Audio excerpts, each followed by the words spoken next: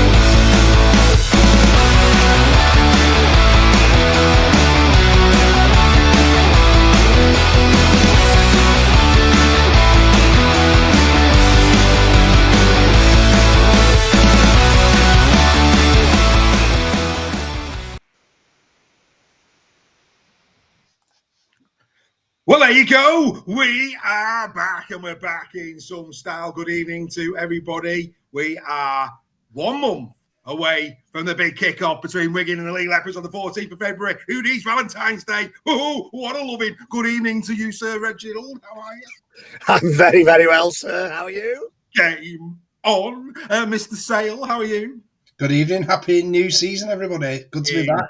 Indeed, the only place that brings passion into Super League. Forget the rest. You know where you need to be. Super League Raw Weekly. We are back, and we are back in some grand style. Gentlemen, new opening credits. Some familiar faces, no less. Indeed. I'm glad I had a haircut.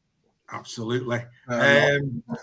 Note to everybody, do you want to appear on the Super League Raw titles in 2025? Get your photographs to Super League Raw, enjoying games with your family, friends and players, and you may feature each and every week on the Super League Raw titles. Make sure you get involved with that. It'd be absolutely wonderful if you would get involved with that. Great stuff. Right, loads to talk about as always. Let's give a couple of shout outs. Paul Boardman, good evening. We've got Mark Hill, we've got Carrie, we've got Fraser. Oh, it's a members loving Sam Holt, Rebecca Fraser. There's somebody. Somebody said that Rugby League's been gone for a month. I mean, it's just ridiculous, this.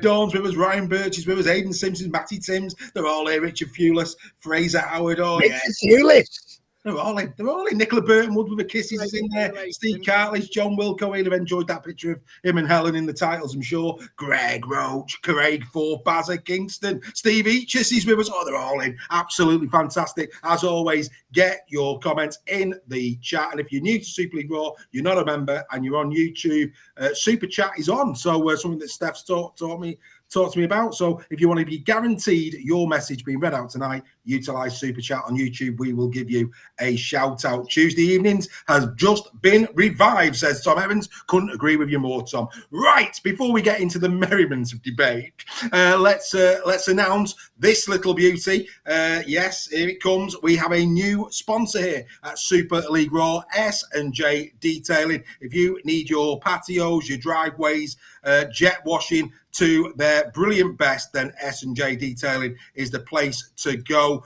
for that. Good news here, gentlemen. People who watch Super League Raw, not even members, will get 20% off by quoting Super League Raw. That's all right, isn't it? And if you're a member, you get 30% off. So members, if you need your driveways doing, then our new sponsor will be giving you 30% off. That's outstanding. The Bluebell, of course, our principal sponsor for this year. Also back is Warrington Wolves Supporter Trust Squad Builder. Great to have them on board, as with the Hush Brewing Company, the Good Estate Agent, and the Creatologist. We've never had so many sponsors. It is a thing of absolute beauty. Anyway, right, okay. Let's get into some debate and merriment, shall we? We'll on the chat. We're going to start here. Of course, where has it gone? Don't know why it's gone there. We need to put it there. There you go. Just having a little change around. The Challenge Cup, has been drawn. This is the first page. We'll talk about pages at a time, gentlemen. London Broncos or Ghoul Vikings. We'll tie that one in the second round. Going up against Wakefield Trinity. So that'll be interesting. London against Wakey, team that went up, team that went down. If that's the way that pans out, I'll start with you because you're a friend of Mike Eccles. Steph, I think Mike could relish that, wouldn't he? Yeah, it's going to be a great opportunity for him to test his new side out, and I think they've confirmed it already, haven't they? Is it the London Ghoul won the BBC game? I believe it is. It is, yeah. Yes. So it'd be interesting. But I mean, Ghoul will be no push. I know they're playing Featherstone at the moment in a friendly this evening. They're obviously recruited. I think Scott Taylor's there, isn't he, at Ghoul?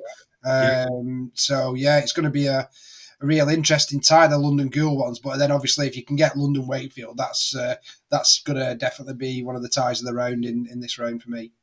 Yeah, well, there he is. S&J Detailing, thank you for the plug. Considering he uses water, that's quite a pun. Anyway, that's moving swiftly on there. It's like you almost meant it to happen. Hull FC going to be going to a multitude of teams there. If Hull FC was to fall at that hurdle, dear me, Hull FC fans won't be watching us for many a week, I wouldn't have thought.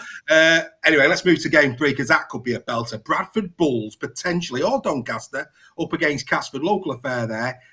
If it was Bradford, though, Greg, that's needle, isn't it? Bradford, Bulls, Cass, back to the good old days. It is. It's back to the dawn of Super League. Absolutely. And before that, yeah, I mean, Bulls been in the doldrums for a long time. Had their financial issues, seem to be getting it back together. So, yeah, I mean, don't discount Doncaster because they've got their tidy little outfit, Doncaster. But, yeah, I'd like to see that Bulls and Casford Tigers, especially at Oddsall. That'd be be a great tie at Oddsall, that. Absolutely. Good evening to Carla Collier in the chat. Sharon Tiak, I'm going to say, if I've said that wrong, I do apologise. And yeah. Sam has said it right at the beginning of the show. We'll say it later. You cannot beat a bit of Weekly. Oh, he's spot on. And of course, Sam Hull was our first members under the floodlights. That right? The members have got their own show now where we go through their rugby league journey. That is a member exclusive. There's some member exclusive onlys this year. We'll keep you posted on those. That is one of them. Sam Holt, the first to be given that, and it was a great conversation now with Sam. More on the way. I think Bazza Kingston's next. I need to arrange that with Bazza. Anyway, back into this again. Hunslet, Doncaster up against the Huddersfield Giants. You'd have to say that the Cowbell Army are pretty comfortable there, wouldn't they? Steph? Yeah, you'd like to think so. Like the other ties there, I think like the Bradford one and Castleford, as you said earlier, is a bit of a pick as well. But yeah, you'd like to think that Huddersfield have got enough to get past any of those three. Absolutely. There you go. Our new sponsor, patting Sam on the back for what was a great video. Couldn't agree with you more. Right. Speaking of offers as well, the Good Estate Agent has got an offer for you this year as well. What's that one, Steph, for Super League Raw? I can't remember. Well, go on. Was it 25% off or 33% off? I can't remember. Remember, you need to. It's binding that now. Yeah. You'll get a good price. We'll get a good price. Absolutely. And we've got more, Hush Brewing Company and me in discussions. We're going to have special offers from them so you can actually get their beer to your door to enjoy with us on a Tuesday night. I'm intrigued as to what I'm getting 33% off, Steph. If you want to move your house, mate. If you want to move your house. Mate, yeah. All right. Save you thousands, mate. It's worth considering putting my house on the market for that. No problem. We'll get it sorted, pal. No problem. Sell the family. Yeah, Rebecca, if you go onto Patreon, you'll see the first episode of Under the Floodlights. You'll get the idea and your time will come. Right, let's move on to the next one. Oh, this is Ollie. New gadgets this year, ladies and gentlemen, so we'll you have to forgive us, but here we go. Right, we've got the Army potentially going up against Leeds. That's pretty straightforward. We'll move on. Halifax Panthers, Tatterweath, Old St. James. The Old St. James Tatterweath, that'd be a belting game. That's a good old-fashioned... Yeah, that's going to be good. That's going to be good. But yeah, Catalan. Go to that actually. Catalan should be okay there. Catalan should be okay. St. Helens, they won't be sweating too much on that one, I wouldn't have thought. I'm not being disparaging here, but guys, there is a gulf. There is a gulf between some of these sides and the Super League sides. And if an upset did happen, wow, you wouldn't want to be that Super League side. So I'm not being disrespectful. You just wouldn't expect Saints to struggle there. Same with Lee Leopards. Good game against Workington. Again, a good traditional game there if it's Workington Town against Lee Leopards. Yeah. And Steph, you wouldn't be too worried about that, would you, as a Lee fan? No, my only concern is that it's in February going to Workington. And then playing Wigan the week after on a Thursday night, it's absolutely ludicrous. But the only issue I've got with all this is the time of year we're playing them and the potential for injuries, and especially when you're doing the lower league clubs, the grounds obviously not to the standard what you get with Super League.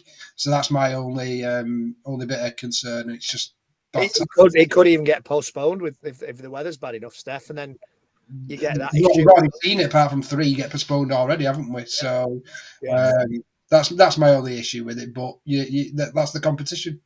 That is the competition. Carl Gibson has said on Patreon, good evening to everybody. Carl, it's lucky that I've been into there, my friend.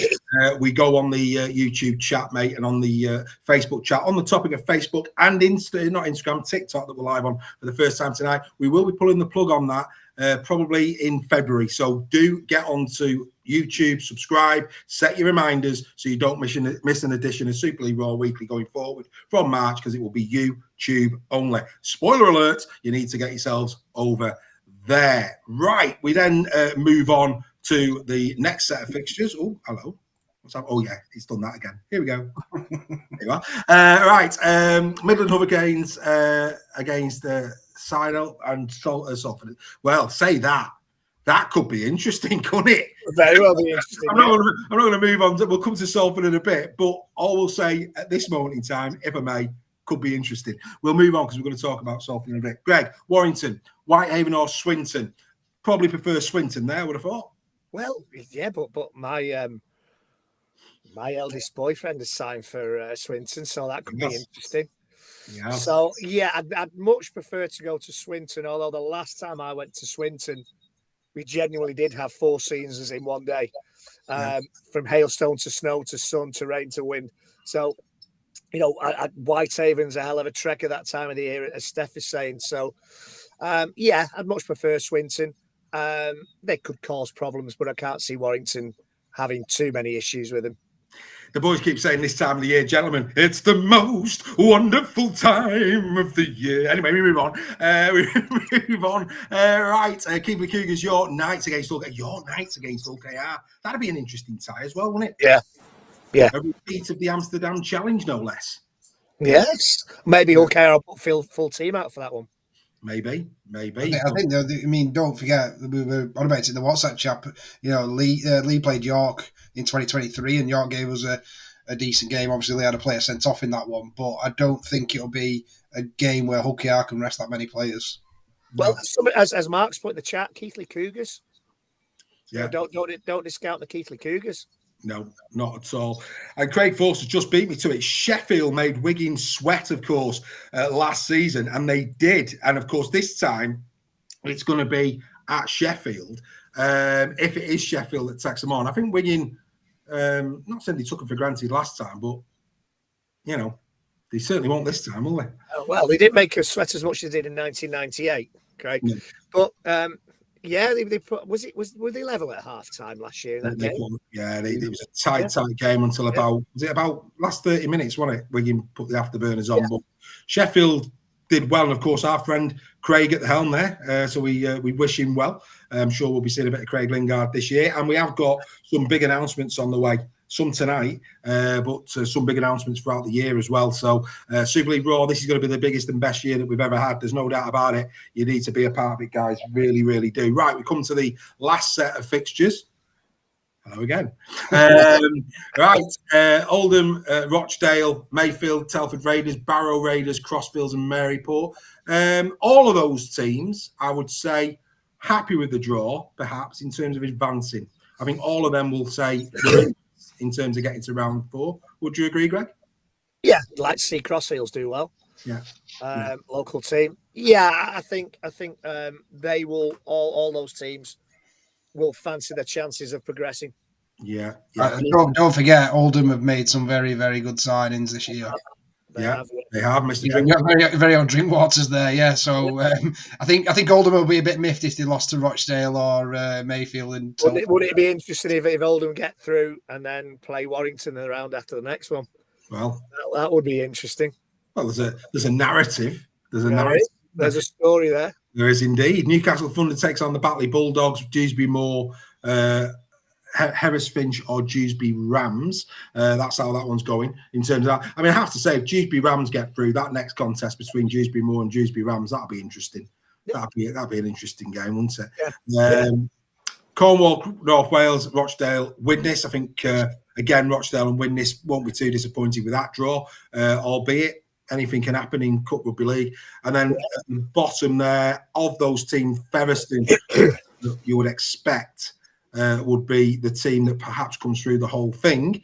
But that said, again, it's going to be very interesting. So, yeah, we'll see how the Challenge Cup goes. We'll probably revisit it when it comes back around. But just wanted to tonight do that in case people haven't seen the draw. That is the draw in its entirety. The Challenge Cup taking place between the 7th and 9th of February. We will, of course, review that here on Super League Raw. Right.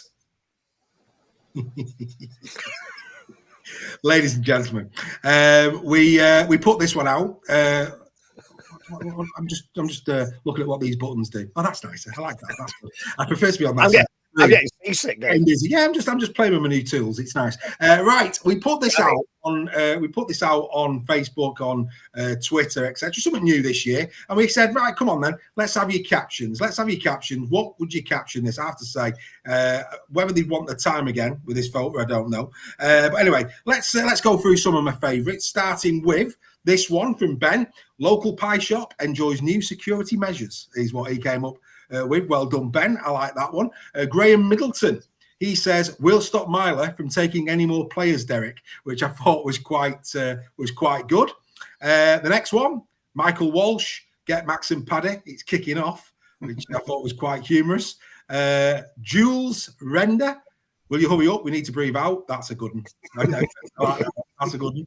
Nige Bennett. For those who are listening on the podcast, we've got the photo up of Charlie and Lachlan Lamb doing the big poses. That's all over social media. Nige Bennett. Holland and Barrett's need new supplement range working well, is what he came up with. Steve Jones came up with who nicked our carpets. I like that. Clever. That's a good one. Carl Gillespie, I wonder who he supports. Steph, turn away now. This is how Matty Pete and co have to carry all the trophies. That's one from Carl. But we did a top 3. There's a couple. Thanks for everybody you brought in the captions. That's going to be throughout the season. We'll have a bit of fun throughout the season with a caption com. But we have a top 3. In third place is Jack. And he says, take a sniff. Even if it's not lynx, it's a leopard, which I thought was quite clever. I have to give him his due for that. That's a proper clever one there. Shane Marshall, I thought this was funny. Looks like a couple of doormen from Mothercare.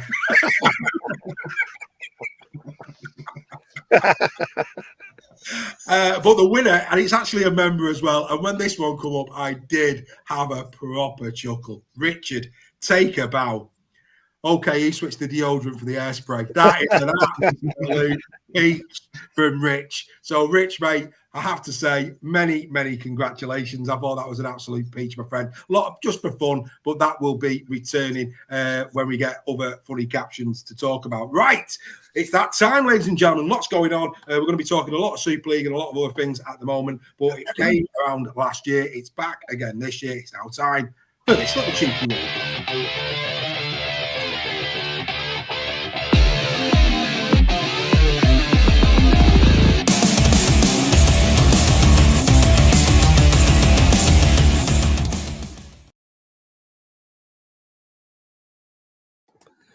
Well, it's time for me again.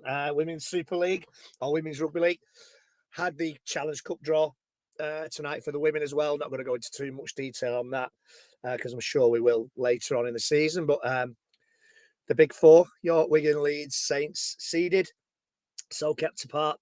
And as usual, Warrington were drawn against Saints, so nothing new there. They've also got Cardiff as well. So I'm sure we will go into more detail on that. That's nearer the time.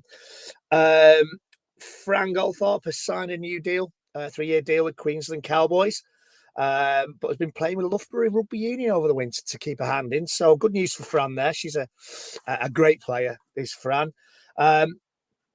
England selectors will be on alert because Jasmine Strange, who won the grand final with the Sydney Roosters. She's an outside back, as they call it in Australia.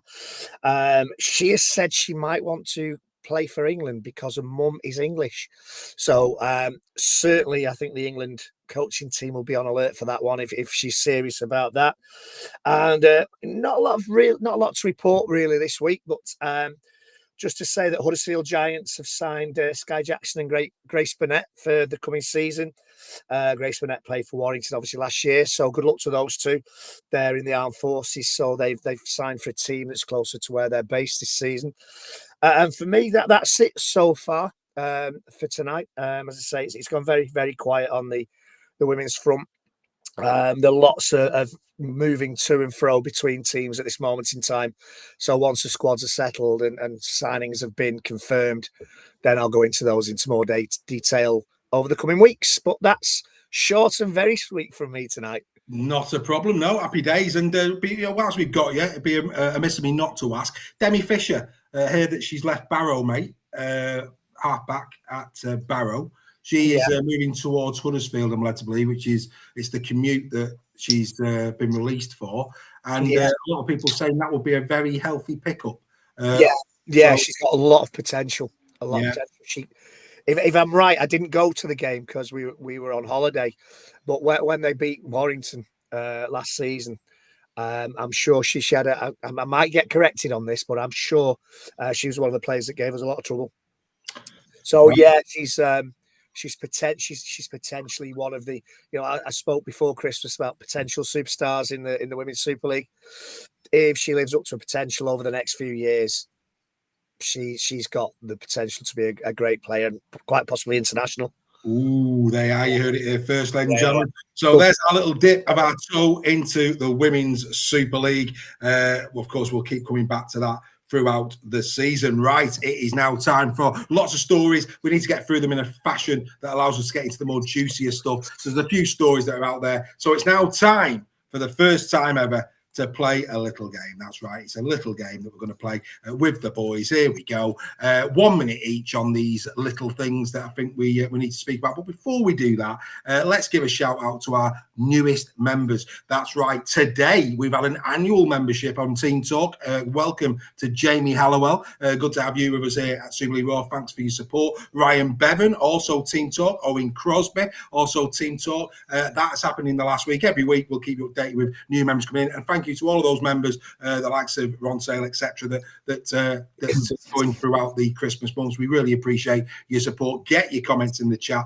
We'll make sure that we keep giving you the shout-outs. Right, we're now going to play a little game, and the game is called Banging or Hanging. Oh, there you go. The lads have got to decide, is this banging or is this hanging? That's the question that we're all here to say. And Steph, you've got 1 minute to tell us, in your opinion, is this hanging or banging? Aidan Caesar, captain of Hull FC. Over to you. Carry on.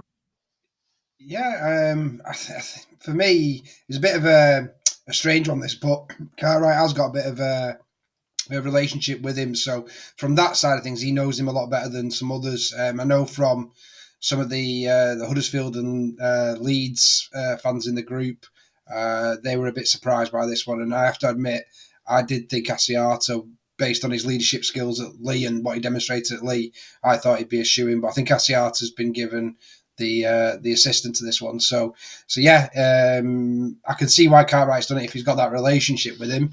And time will tell. I think there's a few interesting points as well about with the captain's challenge coming in, whether someone who's a halfback is potentially got a bit more going on with the game. So yeah, it could be a bit tactical on that one with the captain's challenge as well. So.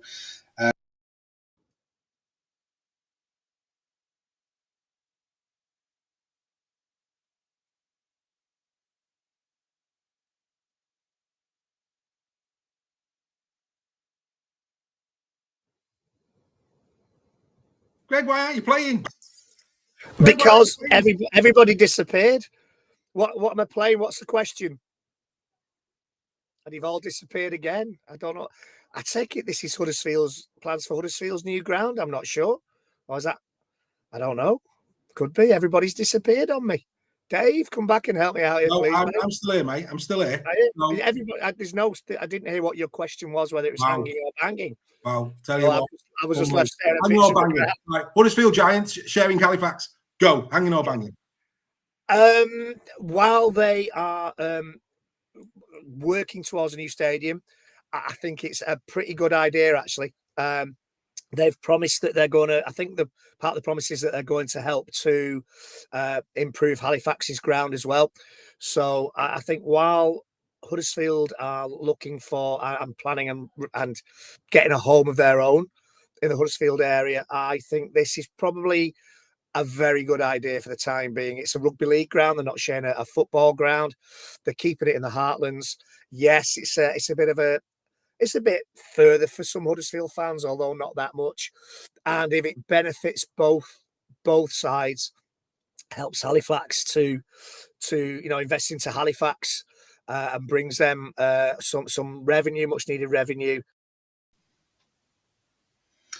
Yeah, for me, this is banging all day for me. I think it benefits both teams. Or am I talking a different one? Yeah, you're talking. Josh Rourke has been announced as the Albert Goldthorpe Rookie of the Year, my friend. Discuss.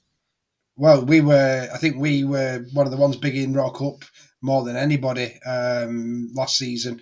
I think it's been a great acquisition for Wakefield, and it'd be interesting with him challenging Jowett for that fullback role, or whether they put him in it somewhere else, because obviously Jowett had a great season, top point scorer in the Championship. So there's a real battle on there in that position for me. But I'm a massive fan of Rourke. I think he's a great player. And I think he had a pretty decent game in the Wetherby Whaler as well for me. So for me, I can see why he got Rookie of the Year, and it's a banger. It's a banger, says Steph. Goodbye to Steph. Welcome back to Mr. Nixon, because you're going to finish off with Mikel Adjolensky signing on until 2028. Is this hanging or banging for a Leeds Rhino? I think you got to be pleased if you're Leeds Rhino. I think he didn't have his best season from what I remember last season. But I think now 3-year deal in the bag. I think he can settle down. His future's mapped out. When he's on form, he's one of the best forwards in the competition for me. So yeah, I think that's a good deal. So if I'm a Rhinos fan, I'm pleased that he's put pen to paper on that one. Definitely. Definitely, says Greg. There you go. We're all back. A little bit of hanging and banging. That might return later in the series, but well done, boys. You didn't know you were doing that. Caught you on the spot like you always do, just for my amusement. Nothing more, nothing less. And Mark says that he was screaming with laughter in that segment. He enjoyed it. so much, especially your face, Greg, when everybody left you. I'm used to that. Do you think it's obvious we don't know what's happening?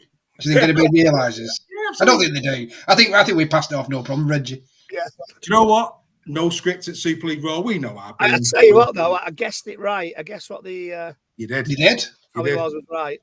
That's a man who. Did you get a question right in the mastermind quiz, Greg?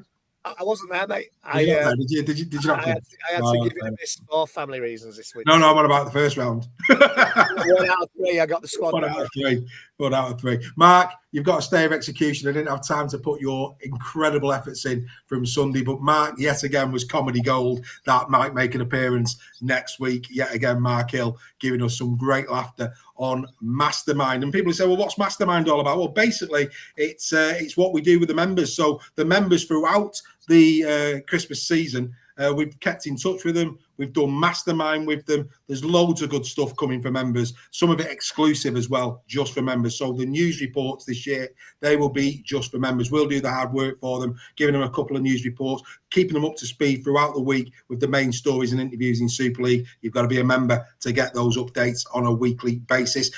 This little beauty is coming on a week today, live Super League Raw next Tuesday, the 21st of January 2025 at the Bluebell Warrington. Super Benny Westwood, Earl Crabtree, the 2009 Challenge Cup revisited. You can get your tickets at our Patreon website. You can scan that QR code and that gets you there. We will also be on the door on the night, and you can pay on the gate as well. But the problem that we've got, it's not a large venue, and when it's full, it's full. So to guarantee your ticket for the Bluebell next week, it's only 20 quid. Super Benny Westwood, Earl Crabtree.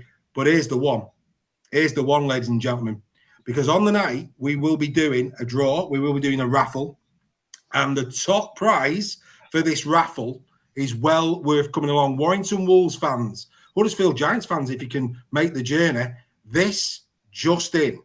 The number one raffle prize next Tuesday will be 2 tickets for the Directors' Lounge at Huddersfield Giants for the opening game against Warrington. Hospitality time, ladies and gentlemen. That's going to be the top prize on the night. Other tickets will be available as part of that as well. And also we'll have some merchandise, signed merchandise as well in there as well. So there's going to be a really, really good bunch of prizes that we're going to be giving out this Tuesday, the 21st of January at the Bluebell. If you're a Warrington Wolves fan, that's one not to be missed. You need to snap those tickets up quickly because you could have a really good odds chance of winning that prize. Because like I say, it's probably going to be about 100 strong, if that, in the venue.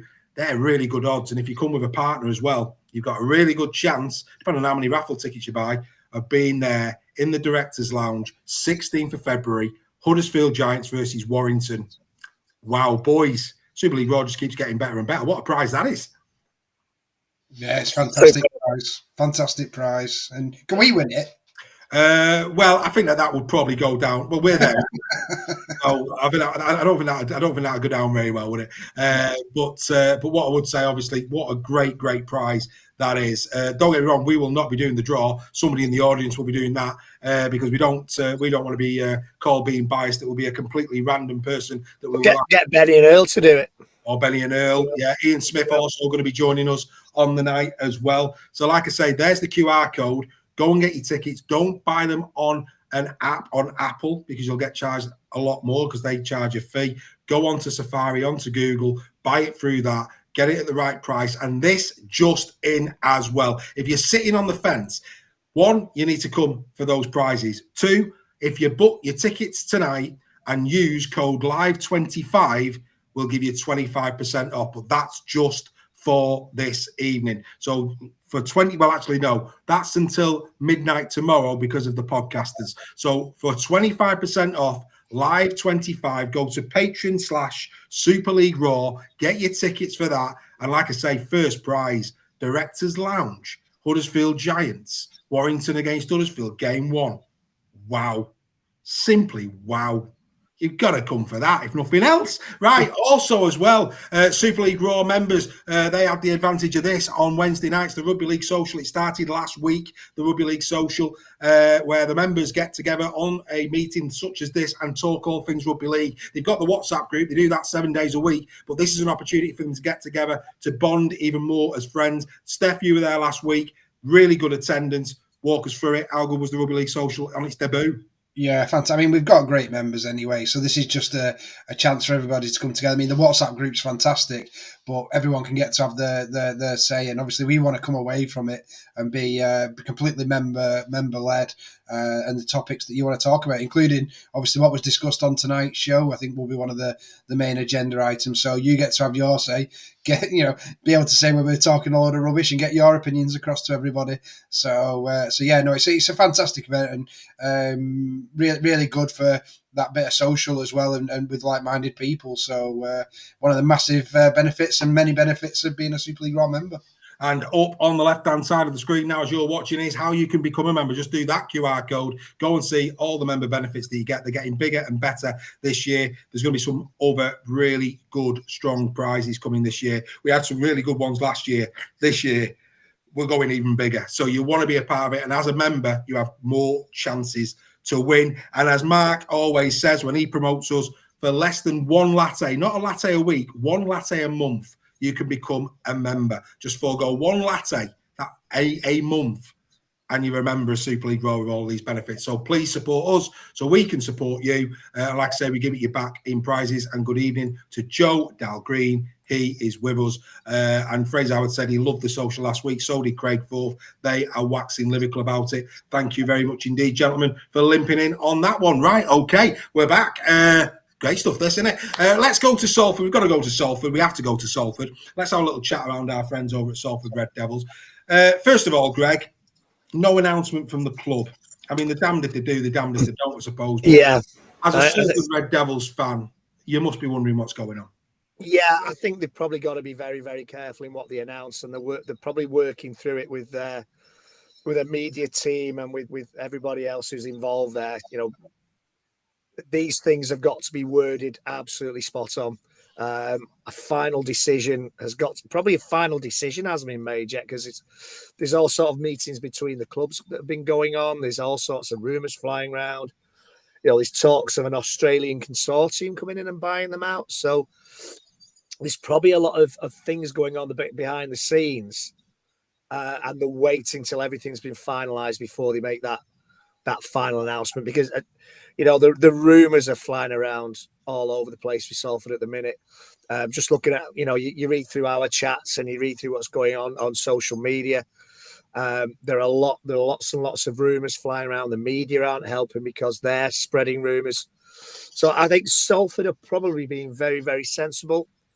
They've put out the holding statement initially to say, there'll be no further statement until this is resolved. And I think that is when they will actually inform the fans and whatever, the rugby league fraternity, of what's going on.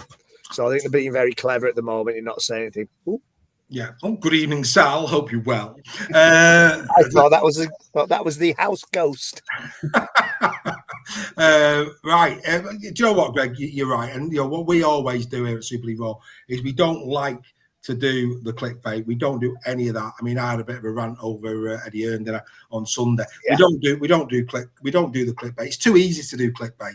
It's too easy. We want to talk our game up. We'd all agree this is not great for our sport. We understand that. But it's come out today, Steph, that obviously the dispensation, the clubs have voted against that. What's your take on that? The fact that, it's making it probably a little bit more difficult for Salford, that the clubs are not going to allow dispensation for their prized assets. Yeah, it's a bit of a strange one, because Salford voted for it, which they're going to do because obviously logically, if Salford want a bidding war for their players to get the maximum thing, then obviously a dispensation would help increase that player's value massively.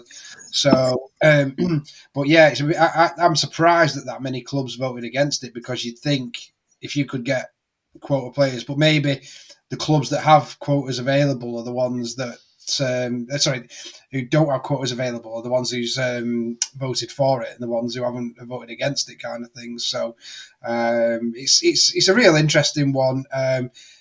With the consortium as well, the takeover, that's going to be very interesting because it's not going to be a quick process. That No, obviously with any company takeover, it's one thing having your offer accepted. There's then a process of due diligence and all that kind of thing that's got to go through that.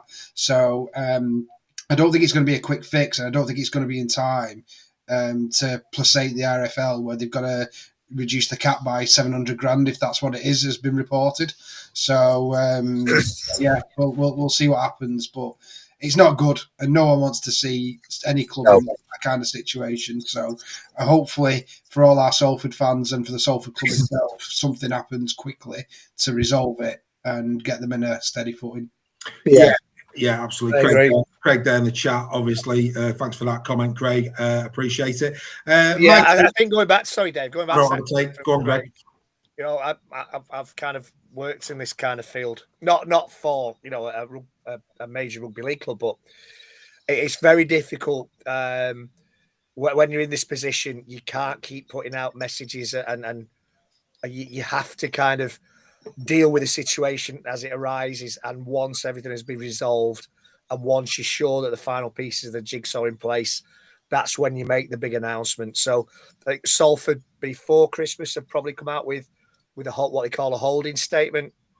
And now, you know, fans are getting frustrated, but I think the fans might understand that Salford will want a resolution and then announce what that resolution is, rather than drip feeding information that might change, that might cause frustration. So that's probably what's going on behind the scenes, Craig. So that's why they've not made it.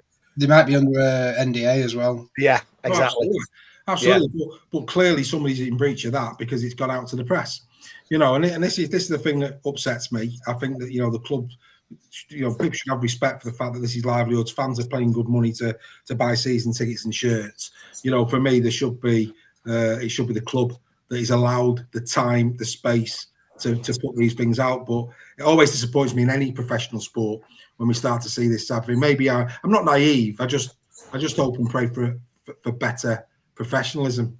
Yeah, and you know, and I think I said in the chat when we were discussing this in the WhatsApp chat, I think Salford now, and I think the fans now, they've got to consider moving closer back to Salford. And I know they might take a hit on IMG, but I think if you're a Salford fan, and they'll probably shout me down if they think I'm talking rubbish, but if you're a Salford fan, it's better to still have a club and maybe not be in Super League because you don't hit the IMG criteria, but you have a ground that you can call your own, that's local to where your fans are, and rebuild that way rather than, you know, being asset stripped and being relegated anyway because you lose all your players. That might not happen with Salford. You know, we how many times over the past few years of Salford lost major players, Brodie Croft, for example, and everybody said that's the end of Salford. And they've come back even stronger the year after. You know, so you can't discount them. But I think probably the sensible solution here at some point is Salford have got to move away from the AJ Bell. Taking the sausage rolls with them, though, got to do that. But I think they have to move away from the AJ Bell, establish themselves back in Salford. But haven't they just done a deal for the stadium though with the council and everything? Yeah, But don't forget as well, Reggie, that a lot of their debts are tied up in the council. Yeah, so they've just signed a new deal at the Salford Community Stadium. It's not going to look very good with the council, is it? If they go, actually, we're going to put it back to Salford with the money that we owe you as well. It's not going to go very well, that is it? Yeah, right. It's a difficulty they're in, though, isn't it, Steph? You know, they can't put eggs in one basket, and I think it's something they have to reconsider in the few years because they've signed a deal, etc., but they're still getting only a handful of fans through the door. I don't think I've ever been so quiet. Can't get a word in. What my view on this? Before we get to my view, ladies and gentlemen, please welcome Steve Bowen. Steve Bowen, straight in as a Team Talk member. Steve, welcome to the family. You will get your heritage number and certificate very, very soon. That's right. Heritage numbers and certificates are being given out, and that's another thing. If take a photo of that. If you put it, I know a couple of you have actually put it up in the office. Take a photo of you and your certificate. We'll make sure those go on the titles as well. Show a bit of love for the Super League Raw heritage. Right. In terms of this dispensation, there'll be a lot of people saying, they'll have the views on this. My view on this is the ones who have got the money to pay additional players are the likes Wigan, KR, Warrington. And what it does is it makes for a less competitive competition.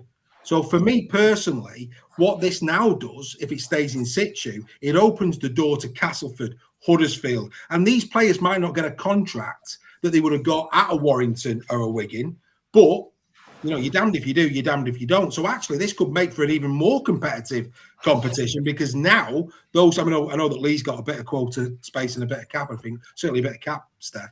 So cap. So probably they've got a cap. So, Lee might have a little dabble, but, certainly we're looking at the likes of Wakefield, we're looking at the likes of Castleford, Huddersfield. Some of these teams have got some cap space available. And if some of these prized assets go to those type of teams, I think we all expect that Salford are going to have it difficult. Nobody expects Salford this year, unless they get took over, and it's a miracle. I'm sorry, Paul, but Paul won't mind me saying this because I said he was going to finish 11th last year, and he made me eat my words, so he won't mind this. In fact, he'll use it as a bit of motivational speaking. So here, Paul, load your gun, mate, and make sure this goes up in the dressing room because I'm going to be coming down there this year, so that'll be interesting. But I think nobody would expect Salford to be anywhere but bottom three. I'm going to say bottom three, Paul. I know where I think they'll finish, but that's just before the season we give our predictions. So in that respect, in the same way as London, they might nip the odd one here and there, but from a competitive nature, and we hope they are competitive and they are in London and they keep a lot of them close, lose more than they'll win if they lose the prize assets. But if those prize assets go, like I say, to Huddersfield and Castleford, it strengthens them, which actually really will tighten the other 11. So for me, there'll be a lot of people, as Steph already said, that the reasons that this has been knocked back is because people don't want those teams to get bigger and better. Maybe if it works in their favour, fair enough. I've got no issue with that. We were asked in the chat, I think it was William, doesn't have a QR code. How do you join? You punch that into your browser, www.patreon.com/Super League Raw. There's 3 membership tiers. Pick the one that's right for you. And if you join tonight, we'll give you a shout out, William. It'd be lovely to have you on board. But look, I'm sure we're going to be coming back to this week in, week out. This is going to, I think, drag on between now and the start of the season. But on behalf of everybody at Super League Raw, there's people, there's the players, but there's also the staff, and there's the fans. And I want to extend our best wishes to all of them because nobody wants to be in this position. For the grace of God, go any of our teams. I'm very mindful of the fact Moran could leave tomorrow and then one at Warrington. So let's not take any, happiness in this. I've seen a couple of posts, not on our feed too much, but on other feeds where, the tribalism's coming in. No, we're a family, we're rugby league. We don't want to see this level of hurt. So our very best wishes to everybody involved. Echo that, Dave. Yeah, we don't want any of our teams to be in that position. We don't, mate. We don't. Right. We have got another In Conversation coming, the first one of the new season, and it's with Oliver Russell of Wakefield Trinity. We recorded it last week before they went off on their warm weather training, but unfortunately, Oliver had internet as good as Joel's. So this particular episode, we have voice, but the picture, I'm just going to make it voice for the pure reason, I'm sorry to Ollie, it would be very annoying to watch, but his voice, the actual audio element of it is fine. So we will put it out on YouTube, but it will be audio only. And of course, it will go out as a podcast. But let me tell you, it's a brilliant interview with Ollie Russell. He talks about his time at Huddersfield coming through the ranks, the advice that he gave to the likes of Leon Hayes and Jack Ferriman. That's an interesting part of the show as well. Some really good, nice touches in there from Ollie Russell. And of course, what his hopes and wishes are for Wakefield's new season. So Oliver Russell in conversation, that will be coming to the members probably on Monday. So Monday, you will have a bit more Super League Raw, the members out there. You will get in conversation links for that, and it will go out on general release the week after, because that's how we roll. Members get a little bit of a touch on that one. So Oliver Russell, that is on the way. I see that Ian Judson is with us. Ian's delighted. Here it is. He's delighted with the Challenge Cup draw, boys. Ian, is that because you've got a chance of winning a game for it, sir? Is that what that is? Are you feeling pretty chipper because you may actually get a win? And look, even the jackets are black and white. We're supporting you. Incredible stuff. There you go. Have a bit of that. But Ian's having a good Tuesday. Marvellous to see. Right, now let's get into some debate. Let's get into the new disciplinary. This has been, of course, ripping up the airwaves in the last 24 to 48 hours. So let's dip our toe in the ocean. We know here at Super League Raw that some people don't quite get what's going on. It can be quite confusing. So in the first instance, I'm going to walk you through it. Right, this is how it works. The 2025 proposed disciplinary panel. And discipline is key, is what I've said there, ladies and gentlemen. Discipline will be key. So a grade A will be 1 point. A grade B will be a 3-point charge. Grade C, a 5-point charge. Grade D, a 12-point charge. And then finally, grade E will again be given to tribunal. Anyway, easy for me to say, Greg. Right, okay, so that's how basically that will work. Right, let's put this now into how it works in terms of missing games. So here we go. 0 to 2 points, no further action. So 2 grade A's, no dramas. 3 to 5 points, the player will receive a fine. 6 to 8 points, they will get a 1-match ban. 9 to 11, so these are cumulative over a 12-month period. So players will continue to go up this scale throughout the season. The more points they get, the further up this scale they get. It's a sliding scale. You start from 0 and those points can go as high as can be. We'll get into the other nuances in a minute. So 12 to 14 points is a 2-match. Sorry, 9 to 11, 1 match and a fine. 12 to 14, 2 match. 15 to 17, 2 match and a fine. 18 to 23 match. Then 21 to 23, 3 match and a fine. And as you can see there, it keeps going up all the way to 54 points. So it's up in threes. So as you can see there, 36 to 38 is a 6-match ban and a fine. 39 to 41 will be 7 matches and a fine. All the way up to 54 points and a 12-match ban. That is basically where it is. Now, here's the interesting thing. There are a few nuances on this one. First and foremost, like I say, you can only go up the scale. However, here we go. Oh, there's Reggie. Well, it's Steph's back. A failed HIA. This is where it gets interesting.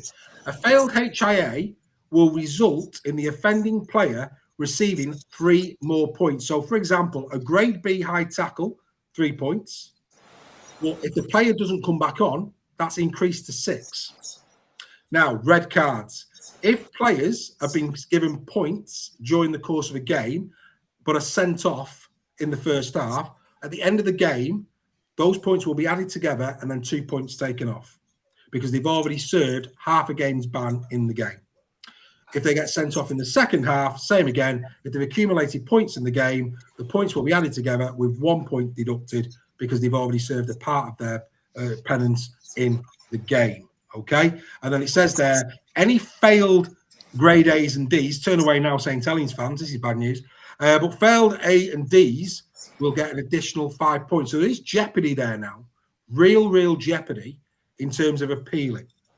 Now, we're going to get into a right ding-dong on this. I'm confident in a minute, absolutely confident that we're going to have a lot of difference of opinion on the panel. Get in the chat and we'll include you on this. Now, before we get to that, I thought I'd give you an example.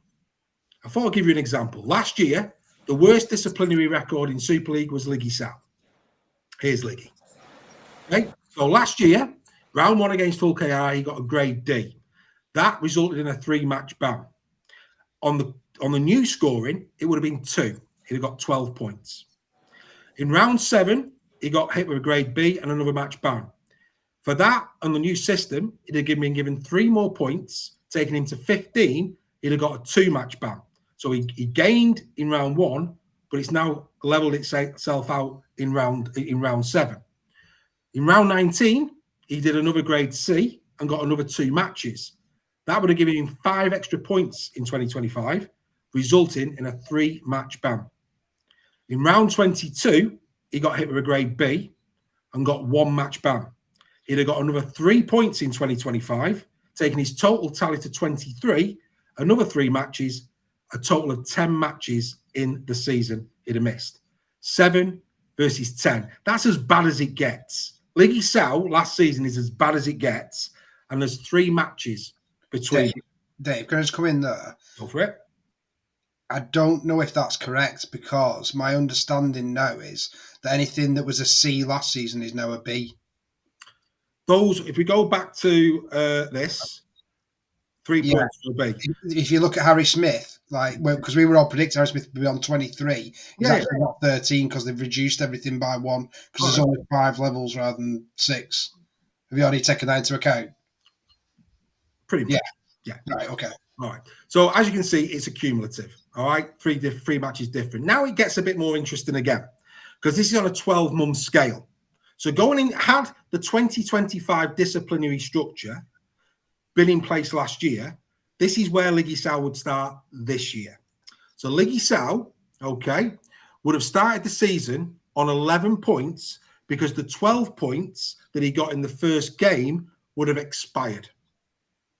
The next point expiry will be on the 6th of April. 3 more points, if you got no other points, will come off on the 6th of April because they get knocked off on 12 months. So on the 15th of February, kick-off of the new season, this is the jeopardy that Liggy Sow is in. If he was to get a grade A in round 1, or between then, and the 6th of April, he would get 1 point and a 2-match ban. If he got a grade B, he would be given 3 points and he would be given a 2-match ban. If he got given a grade C as his next offence between those dates, he'd get 5 points, 2-match ban and a fine. If he got a grade D in that time frame, he'd get 12 points, a 3-match ban and a fine.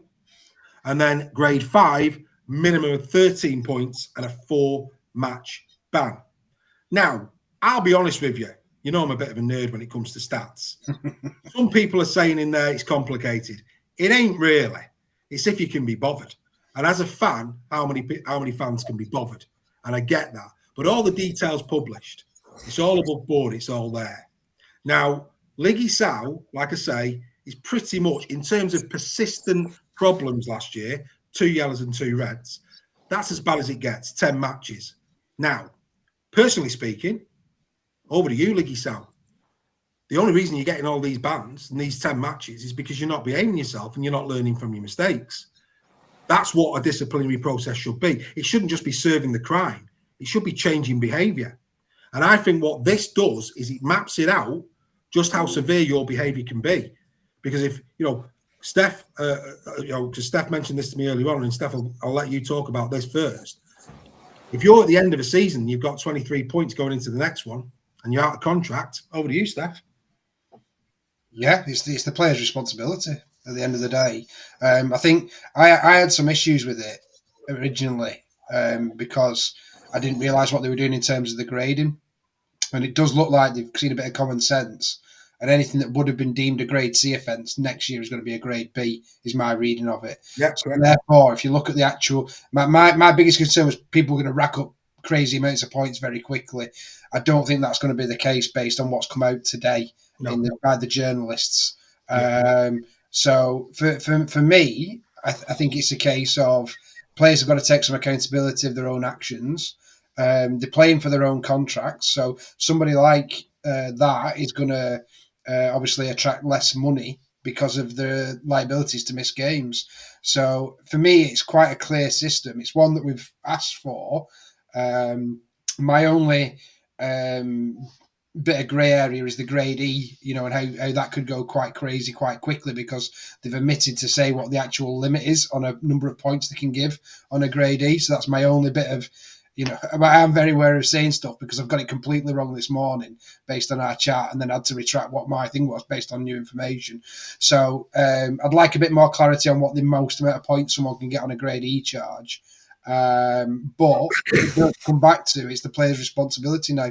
And I think the good thing from it is that whereas someone might have got 2-game ban, 2-game ban, 2-game ban, that won't necessarily be the case. I think they get a bit more of a chance now with the A's not getting anything kind of thing, or 1 point or whatever it is. So you're going to have to do 5 or 6 A's to even get a match ban. Correct. So that for me is why it probably works a bit better. But the proof's in the pudding. We know the old system wasn't working.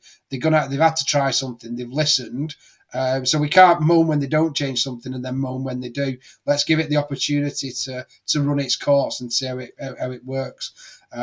Me personally, the only thing I don't agree with, and again, this is just my opinion, and other people will like it, is that I don't think it should roll over past the season. I think once the season's done, that should be it, and everyone should start on zero. For the main reason being is the amount of new signings we get from Australia who are going to start on zero. I just think it's a bit of an unlevel playing field of players coming over and starting on zero when other players are going to be starting on whatever. But that's just my personal opinion. I'm not saying that's right or wrong. I would just prefer to see it as zero. Before I bring Greg in, my response to that particular point is I think the problem is it's 12, not 8. I think it should be an 8-month rotation. Our season's 8 months, not 12. So for me, that then would start to take points off quicker so that at the start of the season, it wouldn't be as bad. So for me, I think it should be an 8-month cycle, not a 12. And I think that would eradicate a lot. And what it would actually leave is the main offenders. There's a lot of sanctions given out. And as you've rightly said, the gradings have reduced a little bit in terms of severity to lower gradings. So actually, the vast majority of players will only sit out, one game, maybe 2 this season. What we're talking about is the ones that are offending on a regular basis. They've got a lot to worry about, not just in terms of this season, but new contracts in the future. Yeah. Because otherwise they could be in trouble. Greg, Joe Dalgreen there says that, this might change a few things when Challenge Cup finals are on the horizon and things like this. Address Joe's point if you can, Greg, and also your views on it. Yeah, I think that happens anyway, Joe. We saw it last year before the Challenge Cup final when Wigan played Warrington. Both Warrington rested players, Wigan rested a few, and Kieran picked up a ban for the final from that game. So I know where you're coming from, Joe, but that happens anyway, and it happens in other sports away from rugby league too.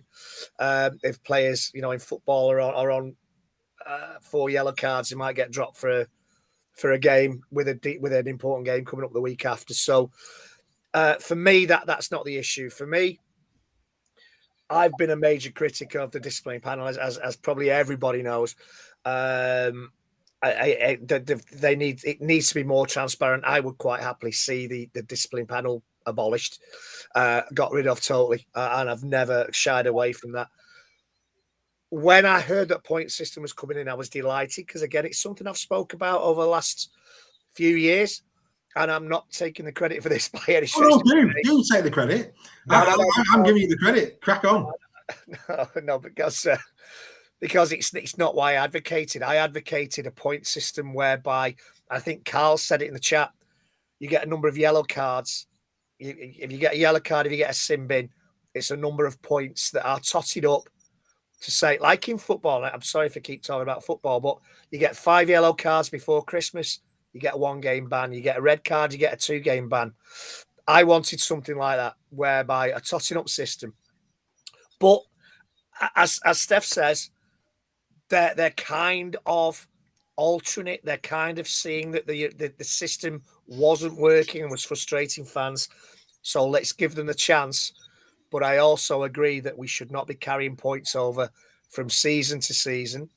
And I would go even further, say once you've served a ban, the slate is wiped clean. Because, you could end up, look at Paul Vaughan. He'd never played a game last season. In fact, the Rugby League brought over bans from the NRL as an excuse to ban Paul Vaughan. And this, I know I'm a Warrington fan, and this is an example, but they actually used misdemeanors he'd actually done in Australia to lengthen his ban. Apparently that's not going to happen now. If you come over from Australia, if you come up from the Championship, your indiscretions aren't going to be taken into account. I would keep, yellow card for me if you keep mentioning football. I do apologise, but I am of the kind of opinion that we don't drag points over from season to season. And yes, you're right. It is up to players to improve the discipline. But why are we bringing points through from last season. Wipe the slate clean. If you get a ban, wipe the slate clean again. You've served your punishment. You've served your time. Let's get on with it. Let's get the best players on the pitch for most of the season. We're always going to get injuries in the game. Right.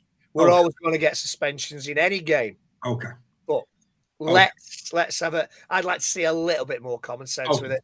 So let's bring in some of these comments. But before we do, I just want to get into this. And you know, this might be in a couple of the comments anyway. I don't know. But we'll go through them in a second one by one and answer any questions that people have got. But here's one for you, right? I'm going to be a bit out there on this. I don't particularly mind this, and that might come as a shock to some people, right? Because what we're doing here, we're talking about probably 2% of all the players in Super League who have got a shocking disciplinary record. Now, you'll have your views on the panel, are they biased or not? I'm not going there. I'm not saying that, Dave. I'm not saying you. I'm just saying some people may, right? We have to trust integrity, or we haven't got a sport. So let's just rip that out for a minute. Let's just go there for a minute and say, right, we've now got a format, and people are going to start arguing over players that are consistently fouling opposition players. Now, I think it was Carl in the chat that says yellow card a point, red card 3, all the rest of it. That's the football way. There's a massive difference. I'm telling you why I'm mentioning football. And I said there's a massive difference between football and rugby. Football, you get a yellow card for somebody splitting a nail. Yeah. In rugby league, we're talking about life and death, split-second decisions and careers. That's what we're talking about here. It's a completely different sport. So forgive me, these 3% who might be getting a bit of a sweat on because they've got a genuine chance of being banned for 12 matches, well, I'm sorry, change the way in which you play the game of rugby league. Because we've seen, for example, Tarek Sims, Polaks, George Williams. It's a thing of beauty at Catalan last year. Perfectly legal tackle. No bans, no yellows, no reds. So if he can do that tackle and give us some entertainment with a big hit, so can everybody else. So if we want to change head-eye protocols, if we want to look after the pros that give us the experience that they give us for 80 minutes every week, for me, the sanctions should be high for persistent offenders. And if they can't sort themselves out, they won't get a club. But somebody else will be there to take over. And maybe a player that can play hard but fair. So I personally, and I think people need to check themselves, we're talking probably about 3% of all Super League players. The vast majority on this new system are probably going to get 1, 2, 3, up to maybe 10 points this season. I think for the vast majority of players, Dave, it's actually going to work out better. They're going to get less bans because of the grading criteria and things being lessened a little bit by the sounds of it. So I think, like you rightly say, I think it's the worst offenders and also somebody who does something really stupid. Correct. So, but then you could argue that you've done something really stupid, then you deserve a bit of time to think about what you've done and then not, be extra careful for the thing afterwards. So I've come a bit full circle. If you'd had this conversation with me this morning, as we and you did, I've come a bit full circle on it because of more information's come to light in terms of that. So, and like you say, on the football side of things, it's not the same. No. The differences in what you can do for a red card in rugby league, it's this big compared to football where it's about that big, and the potential for damage and that kind of thing. So that's why that kind of point system wouldn't work for me. But like I say, let's give them a chance. Yeah, I agree. I mean, the yellow and the red card is a thing of transparency. You know where you stand with that. Yes, and I understand the points you're making, but and you're right, Steph. I think we have to give it a chance at least to work, as I said. Let it run its course. We all too often go at them to say you don't change anything, you don't do that. They've changed it. Yeah. Let's see how this season goes, and if things aren't going right, then by all means, let's all have a do at it. But for me, I think looking at it now with what's come to light and what we know, I think it potentially could work out better for the majority of players. We could very well be singing its praises this time next year. Yeah. Tom, and Steph mentioned the Kai O'Donnell incident last year where he got a 7-game ban, and again, look, that was a horrific challenge that could have paralysed somebody or could have ended the career. And there's that moment in Maverick where they're doing the training and Tom Cruise turns around to one of the parents and says, what happened up there, X, Y, and Z, tell it to his family. That's what we're talking about here. You can say it's an accident. Accidents on a rugby league field, though, could be quite grave. So what they're trying to do here is force players. I think the current system doesn't force players to look at themselves and the way they conduct themselves. This one does, no doubt about it, because you could be, quite frankly, have no value in the game of rugby league.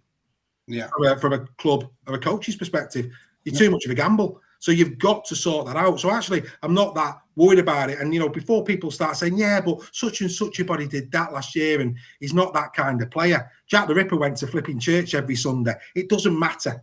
Doesn't matter. How do you know that? Jack the Ripper's mum would say, Jack, he was a good lad. No, he wasn't. No, he wasn't. At the end of the day, the crime is the crime. You have to do your penalty. If you do a reckless challenge, I don't care where you're from, what team you play for. It might have been an accident, but to quote what Steph just said, go and have a think about what you've just done and understand why you're getting the ban you're getting. Because this isn't just about the game of rugby league. This is about an individual's career, the life, the quality of life, and what happens next. So actually, I think we all just need to take a little bit of a step back. As you both have said, let's see how this rock and rolls. Because only 3%, I think, of all Super League players have got a sweat on today. And actually, the other thing is we don't actually know yet. I think the reason this has all been linked out in the press is because they wanted to test the water. Let's wait for the official announcement, because there could be other changes where we go, actually. Yeah, that's a fair point, yeah. You know what I mean? So let's just quickly go through these chats, and I'll bring you in on these. Should it start from zero this year, Greg? Yes, it's a new system. So it's a new system. Start fresh. I think it should start. If we're going to keep this system, as I've said, start with zero every season. Wipe the slate clean. I know your arguments for and against that, but for me, a season's done, a season's dusted. Start from scratch. Start from zero at the start of each season. Okay, well, I'll bring you in on this one, Steph. Corey Graham. Good evening, Corey. I can't remember saying Corey's name before. That could be a new one. Welcome to Super League Raw, Corey. Why should you get more points if the player is injured when the offence is the same? Steph, your view on that? Well, I think that's relating to like the HIAs, isn't it? It's more to do with the player. If the player fails his HIA and then has to miss 2 weeks, then I think the punishment for the said offending player should be higher. If the player doesn't, and they pass the HIA, but you still think it, then that's different. If you're having an impact on somebody else, then you should take a bit of heat yourself. I'm in complete agreement with that one. Yeah, Greg. Yeah, completely agree with that one. Yeah, I do. I completely agree with that one. And of course, it's the severity of the head knock as well. And I think it's the HIA aspect of it, isn't it? Yeah. If you've impacted on somebody else, then your punishment should be upped 100%. Because you've effectively ended that player's game for a couple of weeks at least. Yeah. Yeah. Oh, it works the other way, because if you get sent off red card in the first half, then you get points less, because you've already served a bit of that ban. I mean, this is probably an argument for a later date, but I daren't mention the name of the sport, but in a certain other sport, don't mention that. You get a yellow card, and then it's looked at, and if it's deemed more serious, it's automatic within the 10 minutes. It's turned to a red card. Yeah. So that might be something worth discussing later down the line. Absolutely. Nice to see that Carl Shaw is saying fair point, Dave. It's nice to see I've not lost my my acumen over the course of the Christmas period. I like Tom Mackay's McKay. My apologies, I think it's Tom Mackay, isn't it? Give JWH 50 just to give him a chance.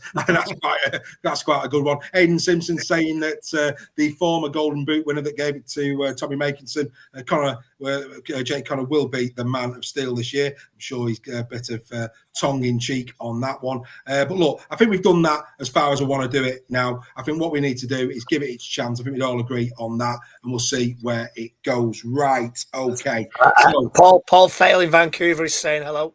Good evening, Paul. Great to have you. Great to have you, Paul. Welcome to Super League Raw. The QR code is back for the membership. We've had one join already. Hopefully, William's going to join us as well. For those who are late to the party, let's just quickly recap why you should become a member this year. More benefits than ever before. more benefits than ever before. News reports for members only. There will be prize draws for members only. The Wednesday night social club is for members only, giving you more and more. And also, ladies and gentlemen, this is just in today, that next week, 21st of January, Super League Raw Live at Warrington at the Bluebell. If you're in the Warrington area, Wigan, wherever, the first prize in the raffle is going to be the Directors' Lounge at Huddersfield for the opening game of the season, Warrington against Huddersfield. Directors' Lounge, hospitality. What a prize. We're going to have signed merchandise there as well that we'll be raffling off. It's going to be a great, great evening. You can pay on the door, but the doors will close when the pub is at capacity.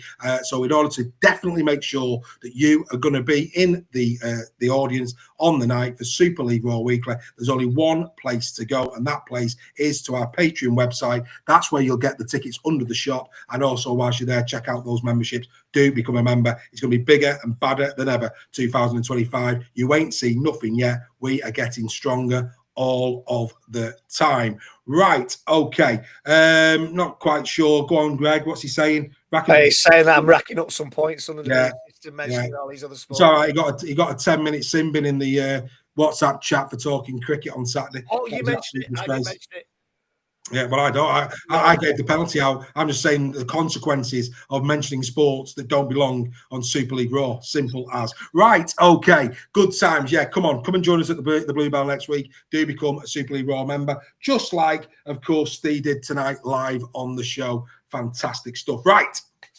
Build-up starts for the 2025 season. Here we go. We did this last year. We're doing it again this year. We're not going to give you our predictions for the league table until when we come on the 14th of February. And on the 14th of February, the members mastermind quiz, who will be the first ever Super League Raw mastermind champion? Well, the finalists will be going head-to-head on the live Super League Raw Weekly of Valentine's Day, the 14th of Feb. They'll be battling it out on this show for your pleasure. It's going to be a right good bit of fun. That one is.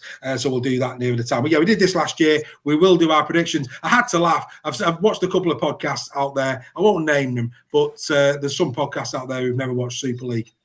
Never watched Super League or actually read the news. I watched one podcast that had Salford finishing fourth.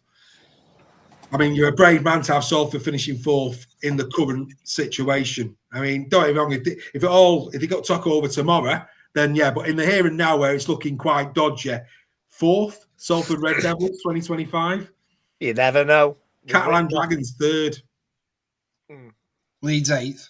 Oh, always eighth. Everybody's got Leeds. Always eighth for Leeds. Right, there you go, Alex. Good evening, Mr. Sharp. Right, let's start going through the squads. We're going to start with the Wigan Warriors, the champions. The Wigan Warriors. We're going to take a look at what they've been getting up to in the close season, and we're going to have a right good chat is what we're going to do with regards to these.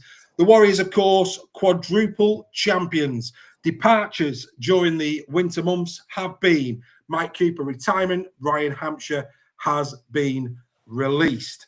You will see that the only player that they have brought into their squad other than their academy is George Hurst of Oldham, a 23-year-old second rower. Oldham rate this lad. They have gone on record to say they think he's a bit of a superstar in the making. So they have given him big raps.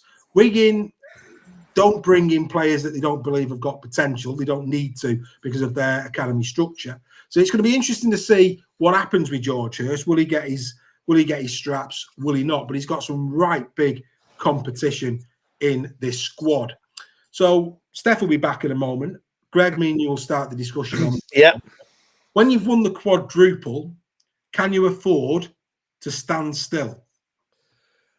I think that what Wigan have seen from the young kids from last season is that they're more than capable. Forber, Eckersley, players like that. Jack Farrimond have been coming through. And I think that they have seen that the potential in those players from last season. Look at Zach Eckersley at Wembley; he was superb. Yeah. Look at Farrimond at Magic Weekend; that try he scored was top draw. Yeah. So and George Hurst is a player. And there were a lot of Super League clubs in for him. I was disappointed Warrington didn't sign him, to be honest. He is going to be a player, and with Willie Isa, kind of, will he go another season after this one? Willie Isa, I think he'll probably fit into that kind of role that Willie Isa as engaged for Wigan over the past few years. It's always a risk. And what Wigan do well, as they did with Tyler Dupre a couple of seasons ago, is if they need to freshen up the squad halfway through a season, they will do before the transfer window closes. But I think they've seen enough promise in their young prospects not to dip too much into the transfer market for this season. Cheers for that, mate. Steph, I'll ask you the same question. You might have missed what I asked Greg, so I'll ask you exactly the same question. When you've won a quadruple, can you afford to stand still? For me, I think Wigan are still in the middle of a dynasty, and they're not an aging squad. They're still quite young, and middle of the career kind of players. So when you're that good, and I think you mentioned there in terms of the Eckersleys coming through and Farriman, players like that, I don't think Wigan needed to sign anybody. If you go through their entire squad, there's not many in Super League, other clubs that would get into that team. And more importantly, Matty Pete's got that Wigan Warrior spirit. Everyone talks about it, Wigan, the way that they do things at Wigan. So if you bring in brand new players to that when you're already in a dynasty, then that can have the opposite effect sometimes. So for me, I don't think they needed to sign anybody. I think they're still in that middle of it. And I still think this team's got probably another 2 or 3 seasons to go before they need to start making wholesale changes. But again, we know what happens at Wigan. The academy is that good. It's just the next conveyor belt of people coming through and they blood them. So it'll be interesting over the next few years. But for me, Matty Peake's not daft. If he needed to bring somebody in, he would have brought somebody in. They've got the money to do it. They've got the pedigree that most players would want to go to them if they wanted them. So for me, we'll see. Again, with give it its time and see what happens this season. But I fully expect Wigan to be up there and winning trophies again this season. Fabulous. Well, S&J Detailing, we mentioned that they are our new sponsor here at Super League Raw. When you try to fix what is not broken, is what you meant to say there, you often end up breaking it for real. Of course, he will not be breaking any of your patios, ladies and gentlemen. If you've got a patio that is looking a little bit weathered, then you need to go to S&J Detailing. They will come, they will do it. And did we mention that you can get 20% off if you quote Super League Raw to S&J Detailing? And if you remember, you can get 30% off. And Steph is still scratching his head as to what he agreed to in terms of he will mention that, I'm sure, at a later date. Look, my view on Wigan, Rolls Royce of the team, Matty Pete, absolutely sensational coach, no question about that whatsoever. They probably have got a little bit of wriggle room in terms of not having to. I mean, I take people's point. It's very difficult to strengthen a team like that, and I get that, and I do. So what I think will be quite an interesting one here, and I'm going to kick off with this, and I'll ask Greg and Steph the same question. Anything in there? I think they're all basically saying the same. You can't fix what isn't broken. Squad depth is in there. So they're all pretty much saying the same thing. So I'm going to now go to this, and by all means answer the question in the chat, those people who are watching. We have had somebody do the QR code. Hopefully they're coming to see us at the Bluebell next week, or I'll be becoming a member. If you're listening to this as a podcast, all details are in the description of the podcast, as they are on YouTube and on Facebook. Right. So this current crop of Wigan Warriors stars has a point to prove in 2025. I'm going to kick off, and I'm going to say Sam Walters. I think Sam Walters this season, everybody knows, especially with my new haircut, if there was a love child of Liam Farrell, it's probably me. I love Liam Farrell. I think he's been an absolute sensational pro. But if you're Sam Walters, you're not budging Junior in December. But if you've got anything about you and you want to play second row, some people say centre, whatever. He's predominantly played in the pack all of his professional career. I think Sam Walters this year has a point to prove. He went to Wigan last year. We know he was injured at the start of the season. Didn't get too much game time here and there. Of course, scored a brace in that last game against Lee. Apologies for that, Steph, but he did. But Sam Walters for me came to Lee, to Wigan, having had a great season in 2023 with the Leeds Rhinos. They were sorry to see him go. If he's got anything about him, as the season goes on, he should want to be a starting second row alongside Junior Nsemba. That's the player for me in that roster that has a point to prove. Steph? Yeah, I think he's definitely one. I would go for Tyler Dupree. I think everybody, when he was at Salford, was tipping Tyler to be the next England starting prop. And I think when you're at a team like Wigan, he needs to up. I don't think he played bad last season. I think he had a decent season. But when you're at a club like Wigan, I think, and you've got the potential of Tyler Dupree, then I think I'm expecting a big season from him. I think he's going to really rip it up this year.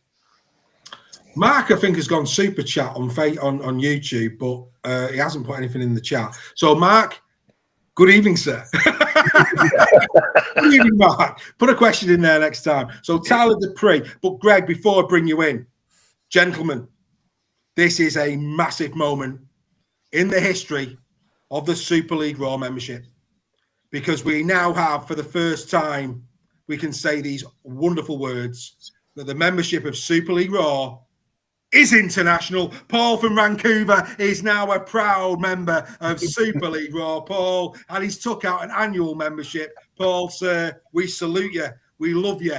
Continue to support Super League Raw. You are a gentleman. Any more? For anyone, you might even get on a plane and come to the Bluebell next week. That'd be generous. See you Magic Weekend. Yes, that'd be lovely. If Who do you support? Yes, Paul, get in the chat. Who do you support? Greg, who in this squad has got a point to prove? I think, I think you're both right with Walters and Dupree, but for me, this is an interesting season. Maybe not who's got to prove a point, but how does Pete start looking at players like Jack Farriman and Zach Eckersley? And, these players are going to be world-class players, and it's a lovely problem for Matty Pete to have.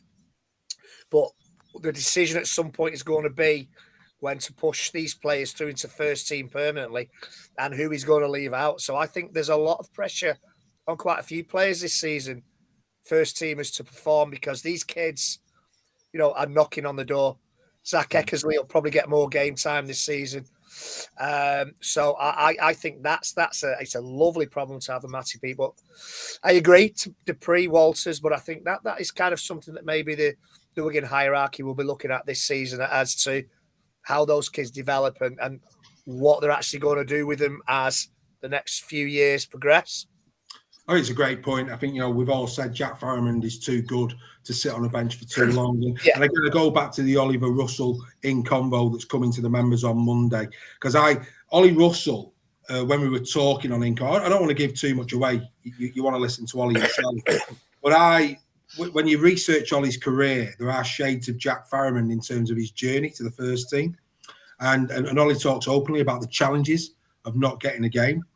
Unlike Leon Hayes, Leon Hayes, we'll get to Warrington in a minute, but Leon Hayes has been given the number 7 shirt this year, which is the complete opposite to Jack Farriman and Oliver Russell. He's been given his head at Warrington, and it's up to Leon to take that with both hands. And we've said we all believe that Jack is too good a player to sit for too long. And the problem he's got, Bevan French with his long-term contract, Harry Smith's undroppable. We've said that. Harry Smith is what makes Wigan tick. He controls games. So he's got a real battle on his hands. And I'm still, as I sit here now, the plight of the Lee Leopards in terms of halfbacks, just Lockie Lamb. And no disrespect to Gareth O'Brien, but if I was Derek, I'd be going tooth and nail to bring Farriman back to Lee. I really would, because Lamb and Farriman, what a combo that'd be. So that's going to be an interesting one to watch. I think there's no doubt about that. Fraser there saying that Sam Walters should have stayed. Sam Smith, behave yourself, Dave. That's a yellow card, Dave. There's a red. That's a total red card. Blow me up now. But anyway, steady. We're not going to the Brit Awards. But should have stayed at the Rhinos. But he says Kieran. He says Kieran for him, which I get. Again, you look at what Salford, and again, this goes back to what we said about Salford. Would Wigan have been in for Tim Lafay or Nene McDonald? Adam Kieran's kicking. I don't know. We'll have to wait and see. Brad O'Neill, that's an interesting one. Tom's saying Brad O'Neill for him. Can he pick up where he left off? I think he can. I think Brad O'Neill is a genuine future international. I think the future's bright with him and Danny Walker. I really do. I think he had that nasty injury, didn't he? So Yeah. I think probably he will get another season to prove himself. But if he needs to. Yeah. Craig Forth, of course, we know he's a Wigan Warriors fan. Walters Dupree, agreeing with myself and Steph on that one. Ferrimond, we've talked to him. Eckersley, I think he'll push Miskey this year. I really do. And Craig extending his welcome to Paul. And absolutely all of us are extending our welcome to Paul. Great to have Paul with us. Oh, there's a new one. Nige Bennett saying Sam Esser Jr. Needs game time. Of course, come back having been on loan. It was Cass last year, wasn't it? That Sam went to. But yeah, that's an interesting one in terms of Sam. Okay. Look, Craig says that Farriman fitting into hooker. Well, he got Tom Forber coming through as well as hooker. And he's a decent little player. Yeah. So it's an absolutely wonderful position to be in if you're Matty Pete.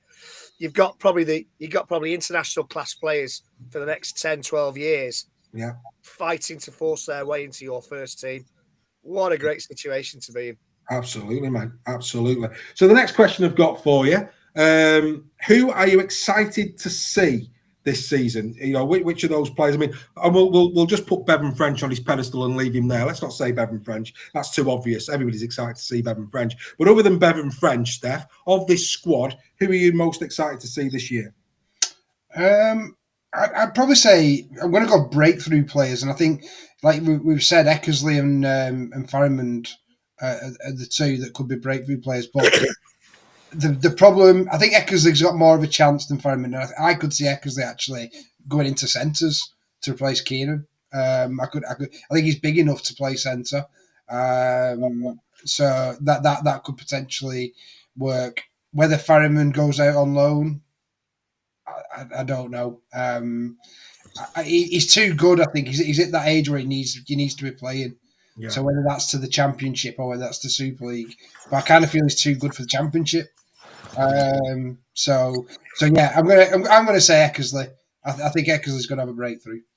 Oh, I'll tell you what, forget captions. Ryan Birch is on fire. Good lad, Ryan. He says that number 18 need to prove themselves this year. That is comedy gold, Ryan. Comedy gold, sir. Yeah, the only problem number 18 is he knocks off early.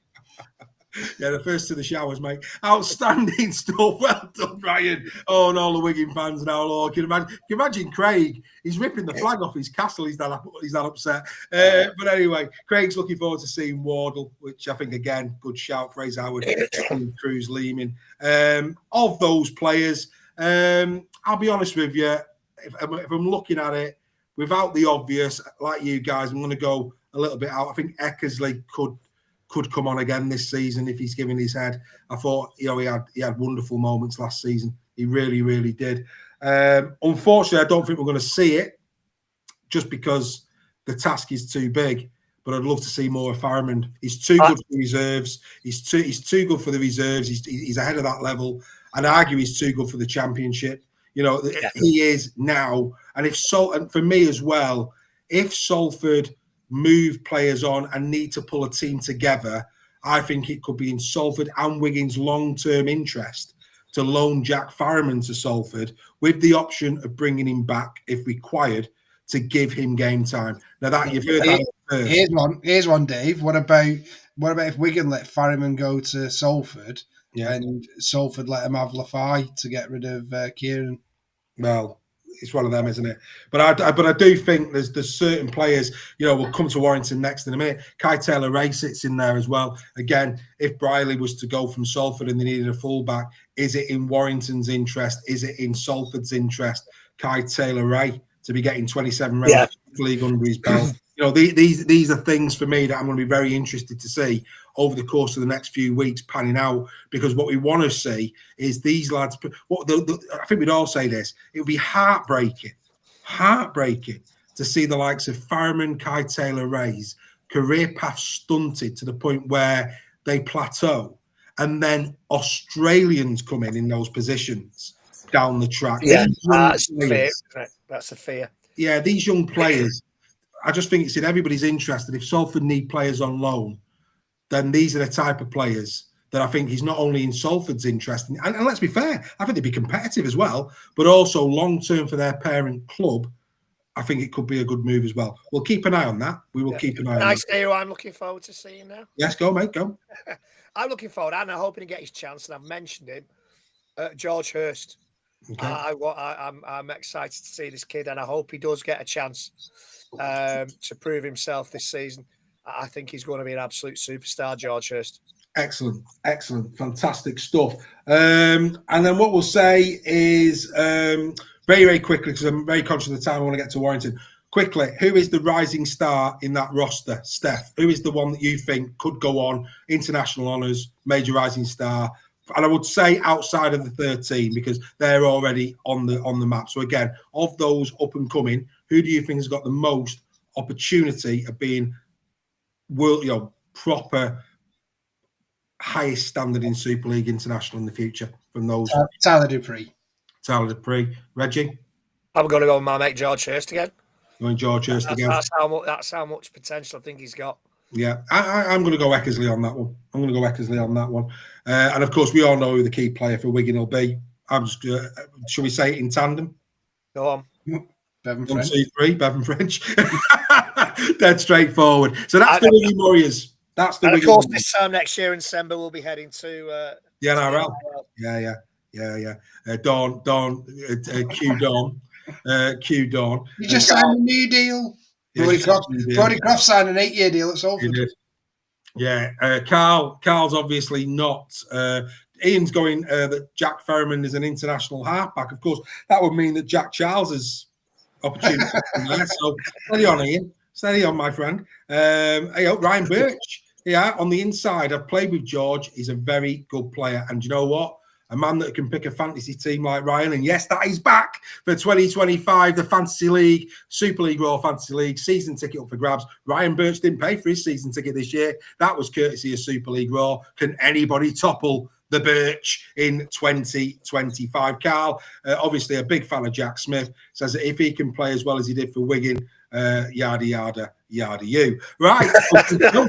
Outstanding. Right. Okay. Let's get to the Warrington Wolves. Here we go. Now then, here's the wire. Departures, pretty much squad players, to be fair, bar one. Matty Russell, obviously spent a lot of time out on loan last year. Wesley Bruins didn't even play for Warrington. Josh Drinkwater, obviously he's gone to Oldham. And then the one that I think will hurt Warrington, Matty Nicholson.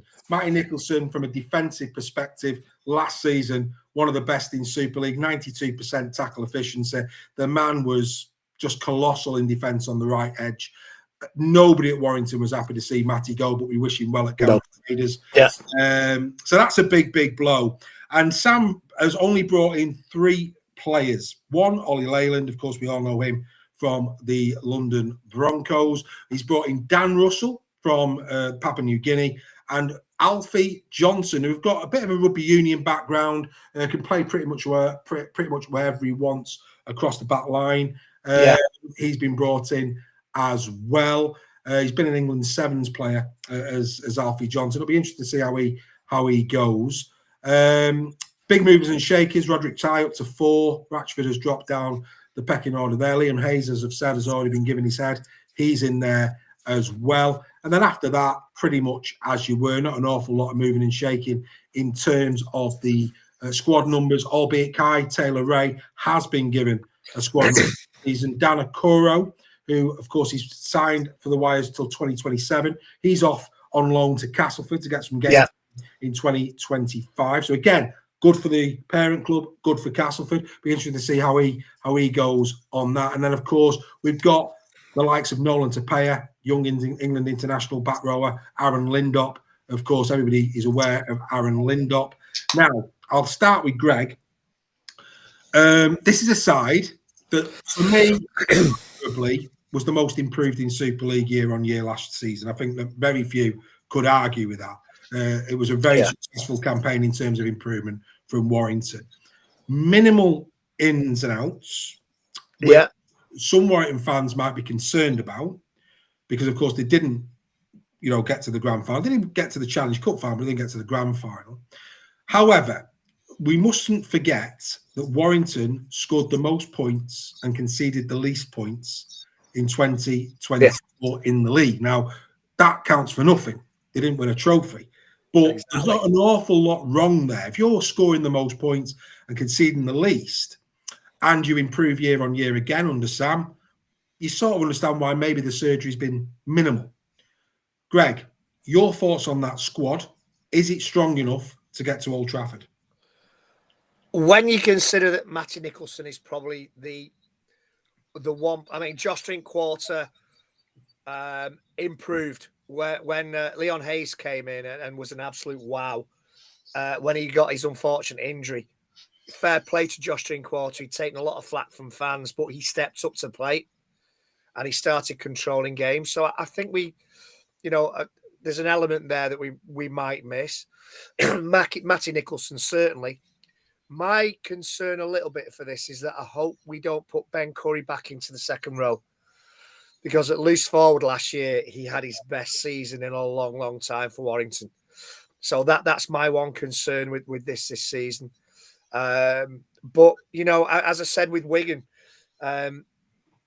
there's a lot of youngsters coming through at Wigan. There's a couple of good youngsters coming through at Warrington who I think this season, as I said with Wigan, it's going to be a head scratcher for the coach, because we've got Kai Taylor-Ray, we've got Aaron Lindop, who is got that both of those are going to be international class players. Adam Holroyd played well, didn't let anybody down last season when he came in. Had some massive games against the likes of Saints and Wigan, Holroyd. He did. Tom Whitehead, I think this is an important season for Tom Whitehead. He's got to push on this season, and Max Wood as well. So again, we're in a position similar to Wigan. And I'm not saying we're exactly the same as Wigan. Don't get me wrong.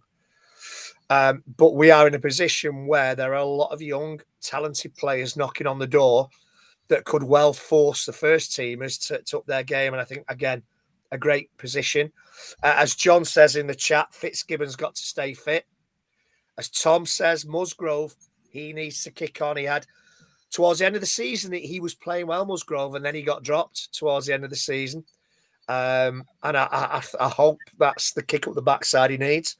Yeah. Because we expected big things from Musgrove, and he did flatter to deceive a little last season. Yeah. So, yeah, I think, it's a decent squad. It's a squad that, as you said, went from second bottom to 2 seasons ago to falling down the league, free falling down the league the season before, and getting to third and within a contentious try the grand final. So, again, minimal surgery was needed. Matty Nicholson will be missed. I think Josh Drinkwater might be missed more than some Warrington fans might give him credit for. But Leon Hayes has all the talent that, in the world. And if he can stay injury free, let's hope that's his one bad injury out of the way and he can kick on.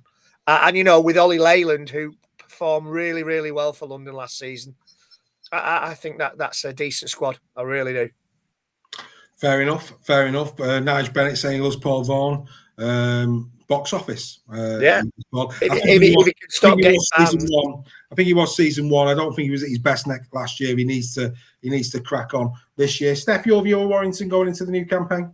Yeah, I don't disagree with a lot of what Reggie said there. I think they are very similar to Wigan. I mean, I think getting Leon Hayes is going to be a new signing for Warrington. Yeah, getting him back fit, and I think if he was in that squad in the playoffs last year, then there's a potential you get to Old Trafford for me in that game v Hull KR. I think he's that big of a player potentially, but I think the good thing is, like Reggie did say, even if Leon's recovery doesn't go as well as what we all hope it does do, you have got Ollie Leyland there, who's fantastic for London, and I think in a better team, he's gonna step up another level for me. So it'd be interesting if Ollie does get a look in. Obviously, we all hope Leon recovers really well from that horrible injury that he got. But it's great backup that you brought in. If not, but Warrington have got a great side there. If you look on paper, that's a team that should be competing for trophies and for finals for me. And another season under Sam, I can only see good things for Warrington this season. Yeah. 2024 fullback of the year, Matt Duffy, being given a rap there by Craig Ford. That is undeniable. Let's start this season as we ended last. Duffy, deserving of the dream team. He's got to go back in 2025. That's the John Wilkinson asking for thoughts on Stefan Ratchford. I think I don't think he'll figure as much this season. He was in and out last season for various reasons. He's been a great servant to the club. And I think probably the role that they're looking for Steph Ratchford to take on now, he's probably becoming more of a mentor for the players, and probably we'll see him move to the coaching staff. 100%. And maybe a possible future coach for Warrington there. But I think his role probably now is more of mentorship and moving into the coaching side of things. Could still probably do a good job when called on, especially goal kicking.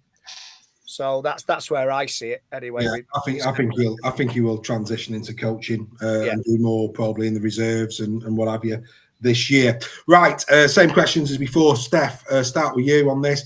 Any particular player there that you think's got a point to prove in 2025 for the Warrington Wolves? I'm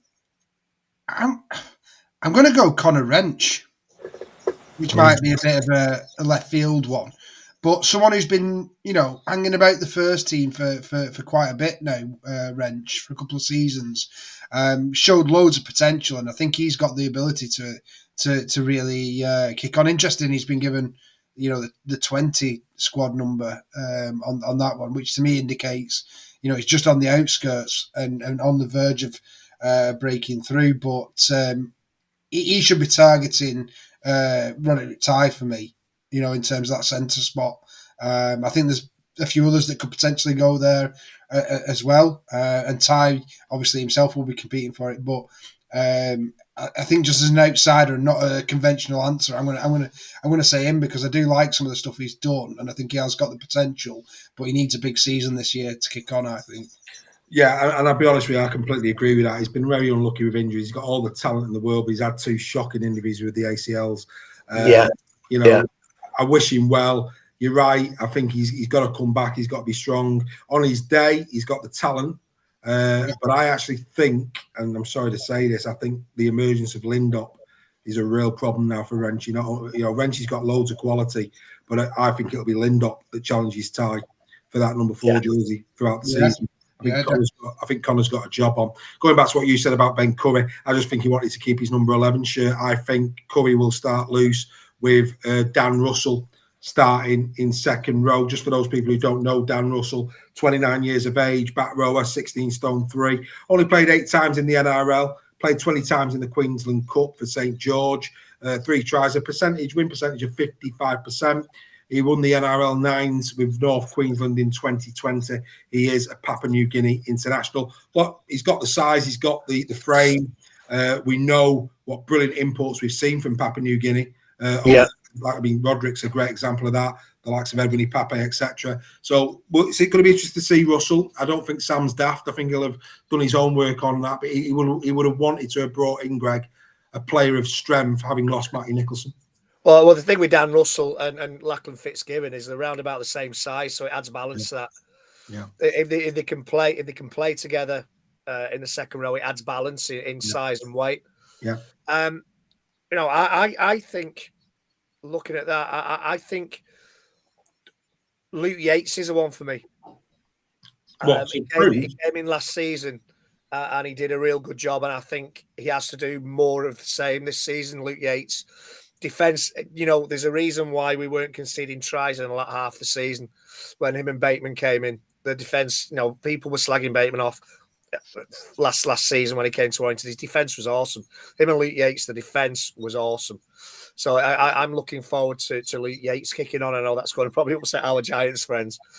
But for me, I think if Luke Yates can kick on from what he did with us towards the back end of last season, I think he'll have an absolute wow of a season. Fair enough. For me, in that lot, in terms of points to prove, it's difficult. It is difficult for me. But if I was going to pick one, I'm going to go in and around the first team. I don't think Musgrove was bad last year. I thought he was steady away, but we need more. But I think that front line, I think it's probably going to be a rotation of James Harrison, Musgrove, Yates and Vaughan. Yeah. with Philbin as well. That I think is the 8s and the 10s. I think Musgrove needs to just step up again this year. Didn't do much wrong, but I just think he needs to be a bit more of an enforcer. I think he's got it in him to do that, but that's where I'd go. Steph, who are you most excited to see from this Warrington team? Leon Hayes. Yeah, I think we were robbed of seeing a brilliant breakout season last year from Leon with that horrible injury. And I think if Warrington have got real ambitions of being their year, sorry boys, I think he's the key. Fair enough. Greg, same question. Yeah, I agree. Like Steph said, it's like having a new signing. And if he comes back and kicks on and performs the way he did in that handful of games he played last season, I think he's set for big things, Leon Hayes. Superb. Tom there saying he likes the look of Adam Allwood. Absolutely. Yeah. Adam had a great season. He didn't let us down, and he scored a few tries last season as well. One tries. Some important ones. You've said Leon. For me, I think Kai Taylor long term is the natural successor to Dufty, but this won't be for me that season. If he gets game time though, really excited to see him. I think he'll get a few games, and I think for those little cameos, I'm really excited to see what he can produce. Rising star in this team, who's going to start the season, but end the season stronger. Who's the rising star in that lot, Steph? Outside of the starting, Outside of 13, yeah. I'm going to go Dan Russell. Dan Russell. I think he's going to come in and surprise. He's a really good ball playing second rower. He's a bit like in the mould of Kai O'Donnell. Yeah. In terms of the obviously I watched the PNG games, and a lot. It tends to go through a 13, but a lot of the PNG stuff went through him in a back rower position. So I think he might surprise a few people this year in terms of for someone with a lack of NRL experience who you're bringing over as a quota player. I think he might surprise a few people. Fair enough, Greg. I'm looking forward to Aaron Lindop making his breakthrough season this season. I think that the lad's got bags and bags of talent. Alfie Johnson's a bit of an unknown quantity, but I think this could very well be Aaron Lindop's breakout season. I think for me, and don't want to put too much pressure on the lad. I'll be seeing him Thursday, but I agree with that. And in the same vein as Junior Nsemba in the second row, if he can dethrone Ty quickly in centre, there's an outside chance, because he's got the talent, that he could be knocking in and around the Ashes squad. Based on what I've seen, that lad, the size of him for his age, the skill set he's got, very in a different position, but equally as impressive. Nsemba, don't get me wrong, ahead of him, no doubt, but has got all the tools at a young age to be in the mould of an Nsemba in his position. Absolutely incredible talent. Really looking forward to seeing it. And of course, George Williams, I would say key player, as I think probably Danny Walker as well. Would you agree for Warrington this season? Yeah. I with Danny Walker though, I would be tempted. If I was Sam Burgess, and I'm clearly not, I would be tempted to start some of the games with Sam Powell to control and then unleash Danny Walker. After 20-25 minutes. I think towards the end, I would have done that at Wembley. And towards the end of last season, that's what Sam Burgess was doing. He was starting with Sam Powell. We got control of the game, and then we unleashed Danny Walker. And I think Danny Walker benefited from it as well. Tiring up against the tiring pack, more open spaces, more space to run and create. Absolutely. So, they can see what's going on as well. This is what people don't get. Danny Walker sat there on the sideline. He's watching what's going on. He's seeing where they're not retreating or whatever. He's picking all that up, so it's all info for him. And then he comes on and just rips it up. And that's why I think it's miles better bringing Walker on as an impact sub than he's starting. Whereas Powell brings you that steadiness. Defense. But we're not Sam Burgess, like I said. We're not. Big apologies to our Hull KR fans. Time has beaten us. They will be the starting team next week in terms of the squad. Where has that time gone? Happens every Tuesday, doesn't it? Time just flies bye. It's been absolutely wonderful. Super League Raw is back. That's it. Here we go. We are back and we're bigger, better than ever. Here comes the 2025 season. Happy days. What I would say, again, I have to bring this one in just for the sheer joy. Ian, my mate, don't forget England have a need to have. Jack Charles will be next to Faramond with his mate Logan Moy at fullback. Oh, Ian, I think Ray Charles has got more chance of playing for England. There you go. So you never know. Hey, you never know. You never know. That means that Leon Hayes isn't getting a look in for England. Who else wouldn't be getting a look in for England? Oh, no Mikey Lewis. No Mikey Lewis. No. Overrated. Overrated, the man of steel, isn't he? But anyway, that's by the by. Ian, we love you dearly.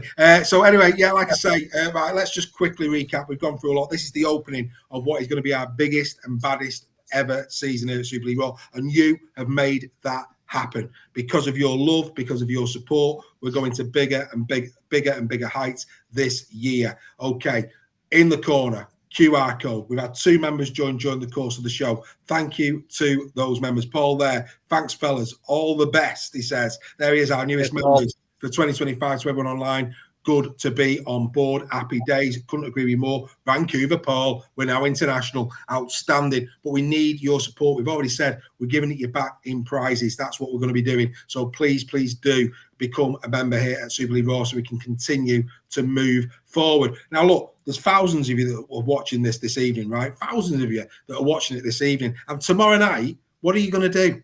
Well, if you're not a Super League Raw member, what are you going to do? But if you are a Super League Raw member, you're going to be at the Wednesday night Rugby League social. That's what you're going to be doing. You're going to be carrying on the debate. That's what it's all about. Become a part of Super League Raw membership. You could be talking Rugby League tomorrow night as well. Be a part of Super League Raw. And of course, don't forget, there it is. That's the biggie. This time next week, Super League Raw live at the Bluebell. That is how you need to get your tickets. Get your tickets for this. It's going to be a great night. Super Bennett, Earl Crabtree, Ian Smith, a former referee. We've got prizes galore, and I'm going to say it again. Top prize. If you're a Huddersfield fan, if you're a Warrington fan, you've got to get to this. Not only are you going to hear 2 wonderful pros in Super Benny and Earl talk 2009 and their aspirations for their clubs for 2025, they'll probably take the mickey out of each other as well. It's going to be great entertainment.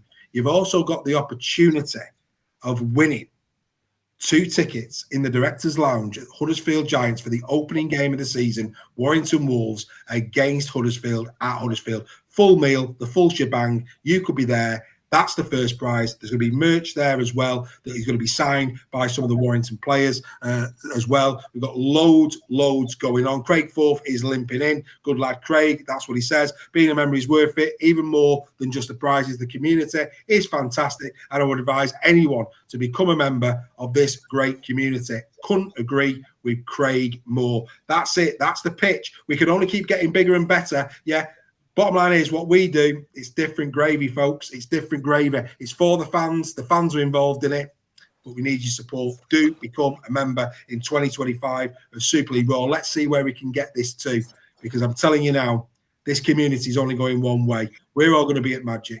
We're all going to be at the grand final. I don't know what people are doing in the chat. Do they have directors' boxes at the Shay? Well, luckily this is at the John Smith's, Tom, so we don't really need to worry about that. For the members that are coming tomorrow night to the social, look forward to having loads of debate and chat with you guys in there. Of course, the Ollie Russell in conversation, that's going to be available for members on Monday, coming to non-members a little bit later in the week. But boys, we're back. And we'll be back again next Wednesday, because next Tuesday, we're going to be live in the Bluebell. So next Tuesday will be the social for members. Next Wednesday will be Super League Raw. Boys, we'll see that everybody then, because as we always say, over to you. You can't beat a better weekly. You can't. See you next week. See you later, guys.